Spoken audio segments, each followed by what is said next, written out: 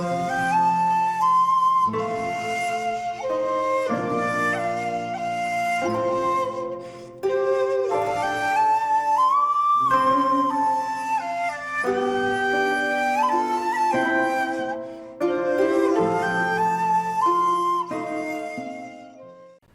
there, this is Solitary Ronin from Solitary Ronin Films, and welcome to part 17 and the final part of my Aki Kaurismaki season, again from the Artificial Eye wonderful box set, which gives you lots of his films and his short films.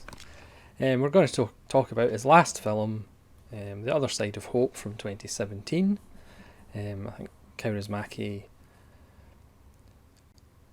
have announced his retirement, but we'll see whether he comes back or not.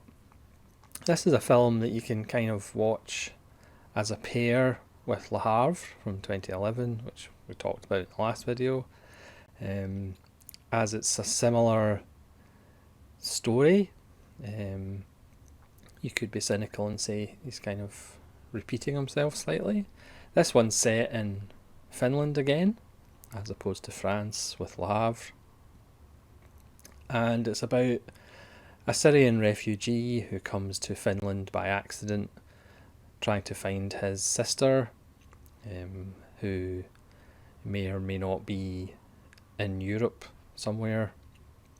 And eventually he finds a job with a restaurant owner who decides to help him. So again, it's a similar story to Kaurismaki's last film. It stars Sakari Kuzmanen, who is a Kaurismaki regular. Don't worry, Kati Autanen is in the film briefly in one scene. And there's some kind of newer regulars from Kaurismaki's more recent films. But there's also obviously a lot of non-Finnish faces, which adds a bit more colour to the proceedings. It has that wonderful pastel colour palette that goes well with the Kaurismaki's spare compositions. It's set in another port town, so there's plenty of boats and shipping containers for all you shipping container fans. It's been a running theme recently with Kaurismaki. So we have Khalid, who we're introduced to. He's been smuggled by accident on a boat. He was chased by some neo-Nazis, and he gets on the boat and he goes into a coal shed on the boat, the load of coal, so he comes out and he's completely black as he's wandering through the streets, and he goes to the police and says that he is seeking asylum, seeking refuge, and then we see the kind of immigration process unfold while he's put in this temporary accommodation where he meets somebody from Iraq who he befriends and borrows his phone to try and contact his family. And then we are introduced to Valdemar Winstrom, played by Kuzmanen, and he has left his wife. He sells shirts, but he wants to open a restaurant. Again, another common theme through Kaurismaki's work. He gets the money from selling all his shirts and then goes to a poker game, which is a wonderful scene. And then he takes over this restaurant, which has staff already existing, and as they try and change the restaurant for what's popular, there's a wonderful scene where they try and become a sushi restaurant, which is almost worth the price of admission. The restaurant initially is called the Golden Pint, but it does change its name a couple of times. And again, eventually Khalid and Winstrom cross paths. Their meeting is in usual Kaurismaki style. And again, it's about people just bonding together to help each other out, no matter where they come from or what race they are.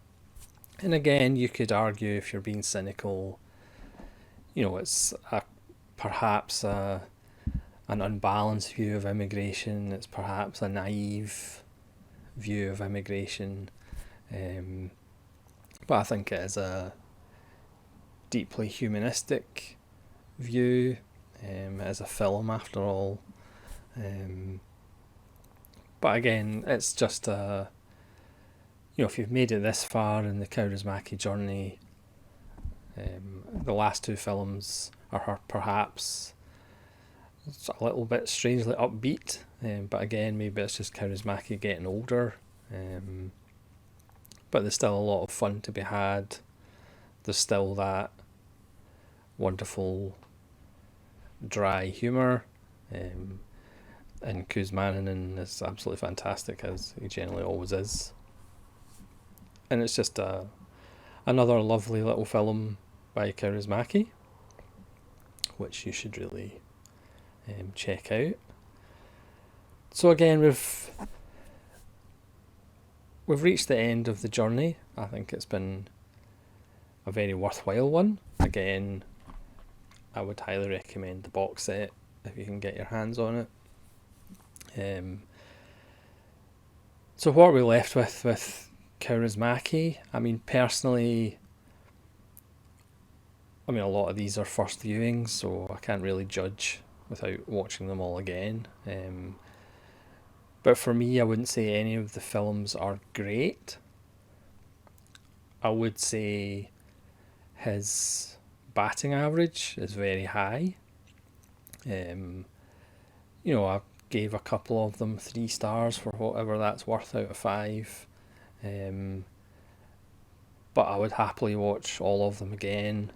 And I do think his average is like a 4 out of 5, which is pretty impressive. We can compare it to other directors' bodies of work. It's very difficult over the course of a career to keep a very high kind of standard of quality. There's usually dips and peaks and valleys, but I think Kaurismaki is impressively consistent. Again, I think very much like Jarmusch, who I've compared them to on several occasions. I think they have their own unique vision. There's not a lot of, a bit like Wes Anderson, for example, they have their own kind of milieu, they have their own style that's fairly unique. Other people can try and do it, but it just doesn't really work as well. Obviously, Kaurismaki films aren't for everyone with that dry humour. The dialogue is very curt, which I'm guessing might be the Scandinavian dialect. But again, I'm no expert in Scandinavian dialect or language or conversation. So these films aren't going to be for everybody, but then again, do you really want a director whose films are for everybody? Obviously, music is very important to Kaurismaki, especially a bit of that old-fashioned rock and roll. Again, in The Other Side of Hope, there's street buskers, bands playing in the restaurant. He likes to keep the music real rather than having scores. It's usually source music throughout his films. Obviously, everybody smokes in his films. There is a sense of community and friendship in his films, as well as isolation in a lot of his films, and his films do have the common theme of being about forgotten people or overlooked people or outsiders. I don't know whether he feels like an outsider himself, as I've never spoken to him. Obviously, the spare compositions, his frame is never that cluttered. Excuse me. Obviously, also restaurants appear quite a lot in his films. People trying to make a successful restaurant, trying to make a living. Obviously, the socio-political side of a country struggling economically, that is always in the background of Kaurismaki films. There is an element of fatalism in his films, which I kind of like anyway. Dogs feature highly in his films, so if you're a dog lover, you should like Kaurismaki films as well. Tremendous performances by several dogs, too many to mention by name.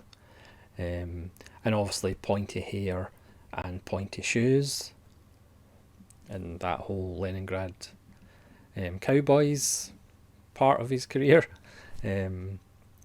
So he has done serious films, he's done more kind of fun films.